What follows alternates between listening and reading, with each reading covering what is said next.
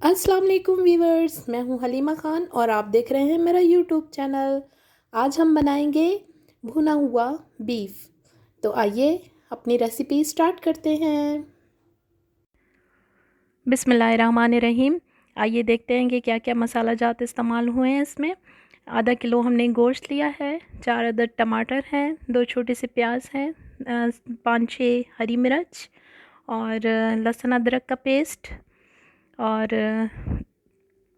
साबित गरम मसाला थोड़ा सा और 1 टीस्पून चिली फ्लेक्स हैं, 1 टीस्पून नमक, क्वार्टर टीस्पून हल्दी, 1 टीस्पून धनिया, 1 टीस्पून सुरख मिर्च का पाउडर है। तो आइए अब स्टार्ट